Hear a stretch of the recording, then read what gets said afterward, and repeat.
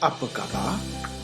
I'm Lee Rahman, the primary tutor at the Learning Point US.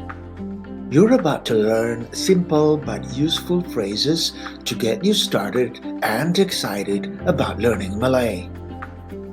In this lesson, I'm utilizing a language teaching method called the oral approach that is widely used by language instructors worldwide.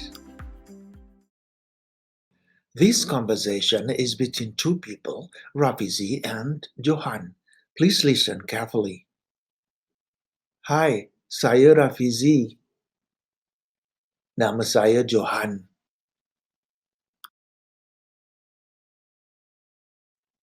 Selamat pagi, Johan. Selamat pagi, Rafizi. Apa khabar?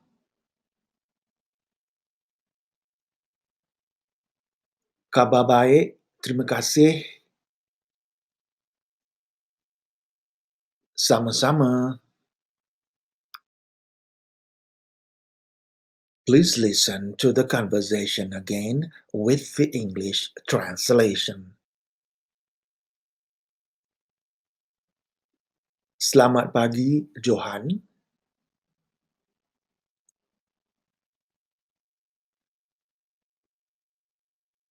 Selamat pagi, Rafizi.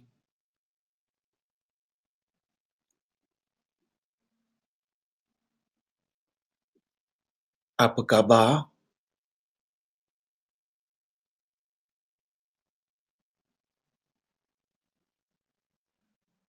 Khabar baik, terima kasih.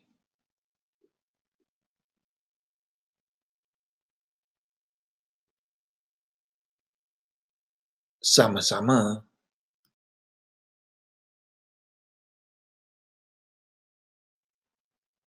Word and sentence analysis, what they really mean. Selamat pagi.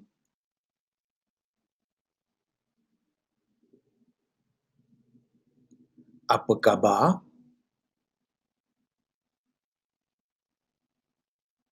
Khabar baik.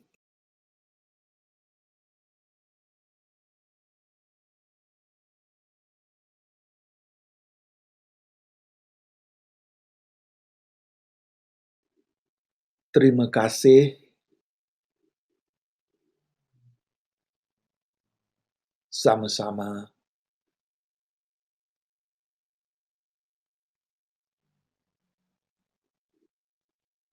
One can use terima kasih with someone of the same and opposite gender, young and old, and of any marital status.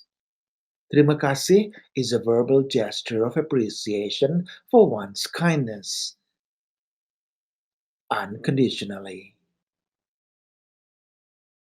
In the actual language training with me one-on-one on Google Meet, we will be doing role-playing to help you experience each conversation in real life.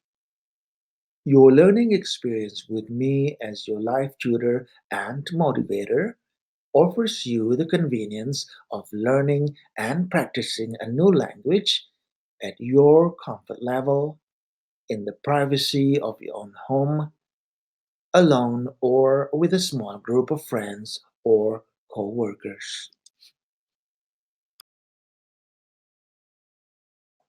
Substitution drill. Please repeat each Malay sentence after me 3 times before we go to the next one. Selamat pagi. Selamat pagi. Selamat pagi.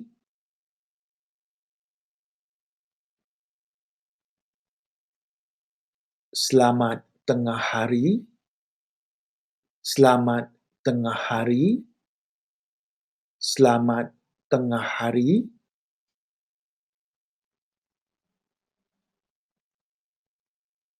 Selamat petang. Selamat petang. Selamat petang.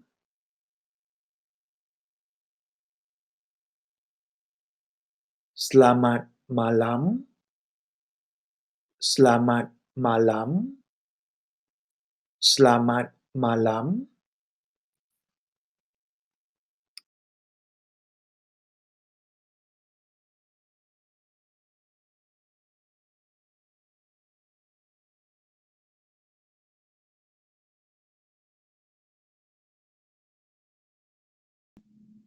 selamat tinggal, selamat tinggal, selamat tinggal,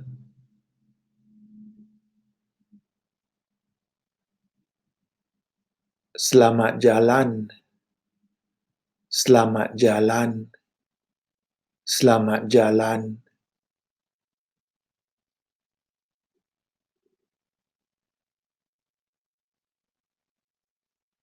selamat hari lahir, selamat hari lahir, selamat hari lahir, selamat bercuti, selamat bercuti, selamat bercuti.